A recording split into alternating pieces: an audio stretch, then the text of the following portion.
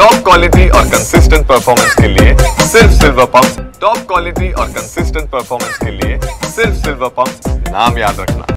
महसूल मंत्री तथा नागपूरचे पालकमंत्री चंद्रशेखर बावनकुळे यांच्या जनता दरबारला प्रचंड मोठी गर्दी आपण या ठिकाणी बघू शकतो। नागपूर जिल्ह्यासह वेगवेगळ्या भागातून लोक जे आहेत ते आपापली कामं या ठिकाणी घेऊन आलेले आहे आणि लोकांच्या कामाचा निपटारा करताना या ठिकाणी महसूल मंत्री आपण या ठिकाणी बघू शकतो। आठवड्यातले किमान 2 दिवस ते इथल्या स्थानिक जनतेशी संवाद साधत असतात, भेटत असतात आणि आजच्या या जनसंपर्क या दिवसाला मोठं महत्त्व, कारण की आपापल्या अडचणी घेऊन लोक या ठिकाणी येतात आणि प्रचंड मोठी गर्दी जी आहे या ठिकाणी आहे। लोक रांगा लावून या ठिकाणी जनता दरबारमध्ये सहभागी झालेले आहेत। हे दृश्य आपण या ठिकाणी बघू शकतो। सर, जनता दरबारला मोठा प्रतिसाद जो आहे तो या ठिकाणी मिळतोय, लोक रांगा लावून बसलेले आहेत। आठवड्यातनं 2 दिवस मी नागपूर जिल्हा आणि अमरावती जिल्ह्याच्या जनतेला त्यांच्या समस्या, त्यांचे प्रश्न ऐकून घेण्याकरता पूर्ण वेळ असतो। मोठ्या प्रमाणावर लोक येतात आणि समस्या सोडवण्याचा मी प्रयत्न करतो आहे।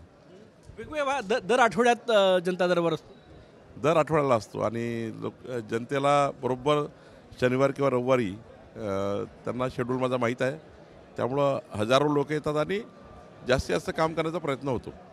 मंत्री म्हणून मोठी जबाबदारी आहे, लोकांची गर्दी, त्यावरून जबाबदारी मोठी आहे। जबाबदारी आहे, जनतेने आम्हाला मतं दिले आहे, जनतेचा विश्वास आमच्यावर आहे आणि माननीय देवेंद्र फडणवीस सरकार, आमचं सरकार हे गतिशील आणि पारदर्शी सरकार म्हणून आम्ही काम करतो आहे।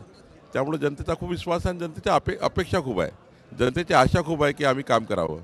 प्रत्येक मंत्र्यांनी जनता दरबार घ्यावा अशा सूचना देण्यात आल्या।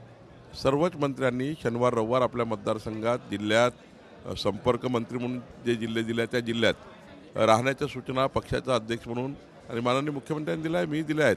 आमचे पालकमंत्री ज्या जिल्ह्याचे आहेत त्या जिल्ह्यात आणि संपर्क मंत्री ज्या जिल्ह्यात आहेत त्या जिल्ह्यात आमचे लोक जातात आहे आणि जनतेशी भेटतात आहे। या सगळ्या याच्यामुळे ओघ वाढलेला आहे। भास्कर जाधवांची चर्चा आहे, कारण की त्यांनी स्टेटस लावलं, मी नाराज असल्याचं दिसतंय ते। विकसित भारताचा संकल्प मोदीजींनी केलेला आहे आणि विकसित महाराष्ट्राचा संकल्प देवेंद्रजींनी केला आहे। आमचं सरकार हे समाजाला न्याय देणारं सरकार आहे, त्यामुळं जास्तीत जास्त लोकांना असं वाटतं की विकासाच्या प्रवाहात आलं पाहिजे। म्हणून मी आता काल 4 दिवस दौरा केला, तेव्हाही खूप पक्षप्रवेश झाले। आता जनतेची आशा आहे की आमच्या सरकारने काम करावं आणि सरकारवर विश्वास आहे। भास्कर जाधव आले तर घ्यायला तयार आहे का? नाही, मला वाटतं आज काही चर्चा नाही। भास्कर जाधवांच्या कुठल्याही त्यांच्या राजकीय भविष्याबद्दल मी काही त्यांच्या भविष्याला प्रश्नचिन्ह लावणे योग्य नाही। ना ते माझ्याशी बोलले आहे, ना आमच्या कुणाशी बोलले आहे। नाराज असल्याचं स्टेटस दिसते। त्यांनी काय स्टेटस ठेवलं आणि ते कशामुळे नाराज आहे तेच सांगू शकतील, पण भारतीय जनता पार्टीशी त्यांचा कुणाचा संपर्क नाही आणि ते कुणाशी बोलले नाही। एक मोठा तोडगा तुम्ही काढला, मराठवाड्यात जे धस आणि मुंडेंचा वाद गाजत होता, तुम्ही भेट घालून दिली, आता शांत झालं प्रकरण असं? मी मागेही सांगितलं की 27-28 दिवसापूर्वीची घटना आहे। 27-28 दिवसापूर्वी माझ्याकडे एवढीच चर्चा झाली की संतोष देशमुखचे जे हत्या झाली आहे त्या हत्येमधले आरोपींना अंतिम फाशी होतपर्यंत, त्यांना सजा होतपर्यंत दोघांनी काम केलं पाहिजे। कुठल्याही वादामध्ये मुख्य आरोपी सुटून जाऊ नये किंवा कुठला पुरावा राहू नये। पोलिसांनी सहकार्य केलं पाहिजे, सरकारला सहकार्य केलं पाहिजे आणि संतोष देशमुखांच्या हत्येमध्ये जे आरोपी आहेत त्याकरता सर्वांनी म्हणून काम केलं पाहिजे, ही भूमिका आहे। धस आक्रमक होते म्हणून काही अडचण निर्माण झाली? मी सर्व भूमिका ऑलरेडीच मांडल्या आहे, त्यामुळे आता त्यात काही राजकारण नको। आमचा सर्वांचा एकच टार्गेट आहे की संतोष देशमुखच्या हत्या प्रकरणी आम्ही सर्व चिंतेमध्ये आम्ही काम करतो आहे आणि आम्ही ज्या पद्धतीची घटना झाली आहे त्या घटनेमध्ये तर काही करून फाशीच झाली पाहिजे, सर्व आरोपी त्या ठिकाणी पकडले गेले पाहिजे, एकही कुठलाही पुरावा सुटवण्याची काळजी आम्ही सर्वांनी घेतली पाहिजे। शेवटचा प्रश्न सर माझा, स्थानिक स्वराज्य संस्था महायुती एकत्र लढणार आहात का वेगवेगळ्या लढणार?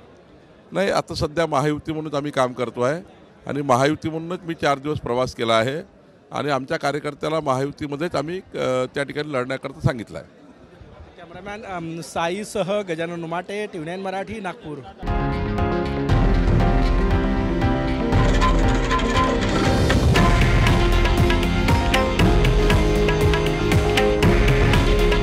हे आहे देशातील नंबर 1 न्यूज नेटवर्क आणि आपण पाहत आहात TV9 मराठी. काळजी तुमची, हित महाराष्ट्राचं.